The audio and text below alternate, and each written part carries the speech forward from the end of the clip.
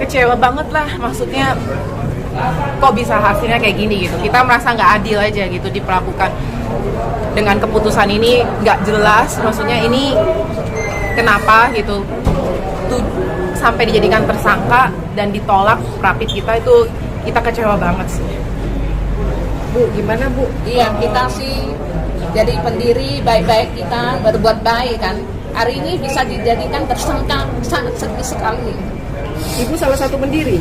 Iya. Yang dijadikan tersangka, pendiri yang punya niatnya baik, tapi kok dijadikan tersangka gitu. Itu benar-benar luar biasa.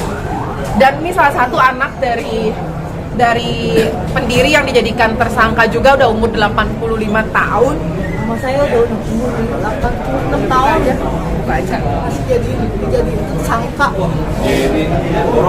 Padahal pendiri buat umat beribadah. Gimana gitu keadilannya untuk kita semuanya umat beragama Buddha tuh mau bersembahyang. Masa kita mau dirikan wihara tujuannya malahan dijadikan tersangka gitu.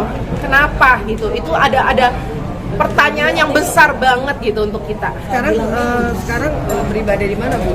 Kita sekarang numpang di tempat orang, di lapangan dengan semua umat-umat, ada ratusan, kepanasan untuk sementara di sana, berharap hari ini tuh kita bisa kembali lagi beribadah, diberikan satu jalan, tapi malahan ditolak seperti ini. Kita sungguh nggak terima sekali gitu.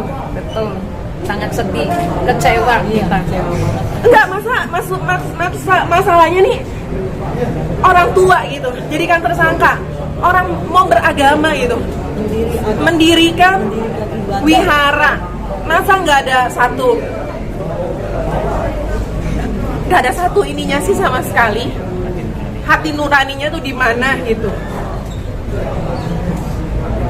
Kita bingung sih ya Bu ya, jujur kita bingung banget. Dari awal kita ngikutin proses hukum ini, kita udah ngerasa kok kayaknya kita ini yang jadi korban, tapi proses hukum udah nggak ramah sama korban, masih nggak apa-apa. Hari ini keputusannya bisa jadi seperti ini gitu. Itu yang kita bingung gitu. Jadi kita mesti cari keadilan tuh kalau di mana gitu. Ibu, gimana harapannya Bu ke depan? Terus mungkin ada, saya juga ikut sedih jadi.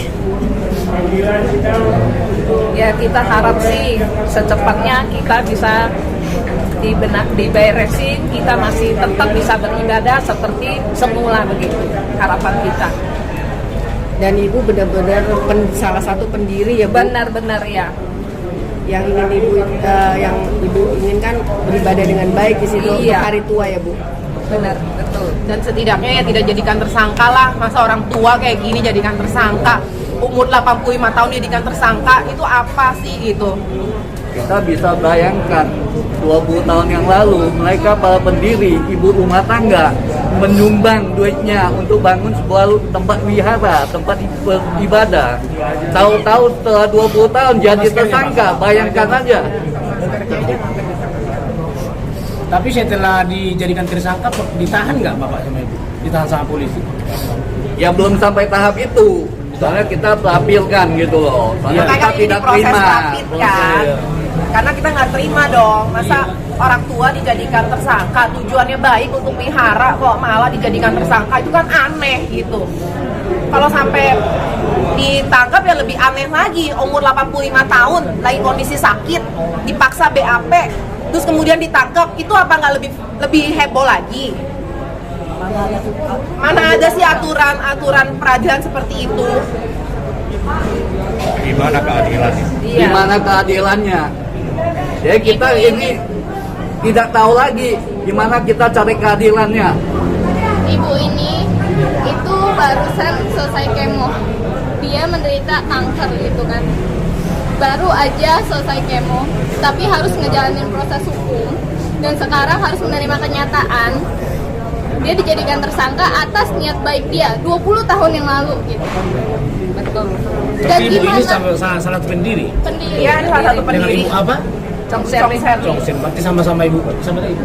Ami. Ami Wijaya, ya 55 ini cuma ibu rumah tangga punya niat tulus untuk bangun sebuah tempat ibadah. Nggak ada yang dapat apa-apa. Kepentingan kita hanya Iya, untuk kita orang banyak.